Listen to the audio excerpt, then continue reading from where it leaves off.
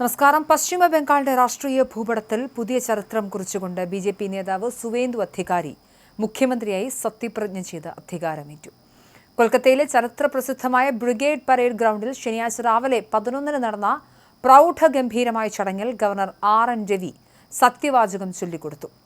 പതിറ്റാണ്ടുകൾ നീണ്ട ഇടതുഭരണത്തിനും പിന്നീട് വന്ന തൃണമൂൽ കോൺഗ്രസ് ഭരണത്തിനും അന്ത്യം കുറിച്ചുകൊണ്ടാണ് ബംഗാളിൽ ആദ്യമായി ഒരു ബി.ജെ.പി. സർക്കാർ അധികാരത്തിൽ വരുന്നത്. പ്രധാനമന്ത്രി നരേന്ദ്രമോദി, കേന്ദ്ര ആഭ്യന്തരമന്ത്രി അമിത്ഷാ എന്നിവരുടെ സാന്നിധ്യം ചടങ്ങിന് ദേശീയ ശ്രദ്ധ നൽകി.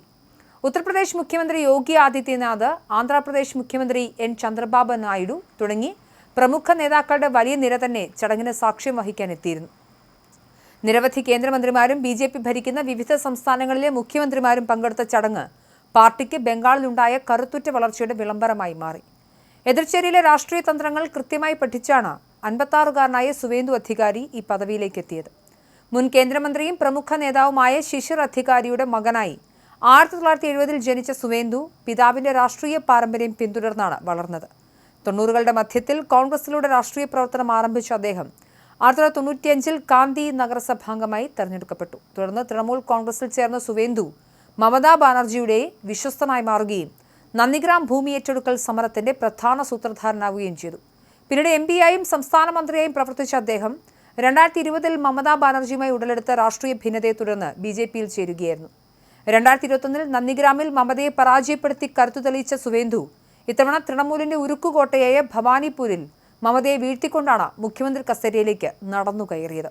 സംസ്ഥാന നിയമസഭയിലെ 294 സീറ്റുകളിൽ 207 എണ്ണം പിടിച്ചെടുത്താണ് ബി.ജെ.പി. വൻ വിജയം കൊയ്തത്. 2014-ൽ കേവലം ഒരു സീറ്റിൽ നിന്ന് തുടങ്ങിയ ബി.ജെ.പിയുടെ വളർച്ച പടിപടിയായി ഉയർന്ന് കേവല ഭൂരിപക്ഷത്തിനും വലിയ വിജയത്തിലും എത്തിയത് സുവേന്ദുവിന്റെ നേതൃത്വത്തിലാണ്. തെരഞ്ഞെടുപ്പ് ഫലം പുറത്തു വന്നതിന് പിന്നാലെ വോട്ടിംഗിൽ അട്ടിമറി ആരോപിച്ച് മമതാ ബാനർജി രാജിവെക്കാൻ വിസമ്മതിച്ചത് രാഷ്ട്രീയ നാടകങ്ങൾക്കൊക്കെ വഴിവെച്ചിരുന്നു. എന്നാൽ ഗവർണർ ഇടപെട്ട് നിയമസഭ പിരിച്ചുവിട്ടതോടെ ബി.ജെ.പി. സർക്കാരിന് അധികാരത്തിലേറാനുള്ള തടസ്സങ്ങൾ നീങ്ങി. ബംഗാളിൽ കാവ്യവസന്തം വിരിഞ്ഞുവെന്നും വികസനത്തിന്റെയും സമാധാനത്തിന്റെയും പുതിയ കാലം ആരംഭിക്കുമെന്നും സത്യപ്രതിജ്ഞയ്ക്ക് ശേഷം സുവേന്ദു അധികാരി പ്രതികരിച്ചു. പ്രധാനമന്ത്രിയുടെ വികസന കാഴ്ചപ്പാടുകൾ ഉൾക്കൊണ്ട് ബംഗാളിനെ രാജ്യത്തെ ഒന്നാന്തര സംസ്ഥാനമാക്കി മാറ്റുമെന്നും അദ്ദേഹം കൂട്ടിച്ചേർത്തു.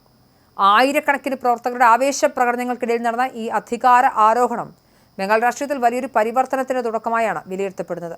വരും ദിവസങ്ങളിൽ പുതിയ മന്ത്രിസഭാ രൂപീകരണവും നയപ്രഖ്യാപനങ്ങളും ബി.ജെ.പി. സർക്കാരിന്റെ മുൻഗണനകൾ എന്തൊക്കെയെന്ന് വ്യക്തമാക്കും. എന്തായാലും ബംഗാളിൽ അധികാരമേറ്റിരിക്കുന്നു. സമാനമായി തന്നെയാണ് നമ്മുടെ നാട്ടിലും തെരഞ്ഞെടുപ്പ് ഫലം വന്നത്. എന്നാൽ ഇവിടെ മുഖ്യമന്ത്രി ആരെന്ന് പോലും ഇതുവരെ തീരുമാനമായിട്ടില്ല. തമിഴ്നാട്ടിലും അനിശ്ചിതത്വം തുടരുന്ന സാഹചര്യത്തിൽ വിജയുടെ തമിഴക വെട്രി കഴകത്തിനൊപ്പം ചേർന്ന് നിൽക്കാൻ CPM-ഉം CPI-യും അടക്കമുള്ള പാർട്ടികൾ തീരുമാനിച്ചതോടുകൂടി അവിടെയും സത്യപ്രതിജ്ഞ ഉടനെ ഉണ്ടാകുമെന്നാണ് പ്രതീക്ഷിക്കുന്നത്.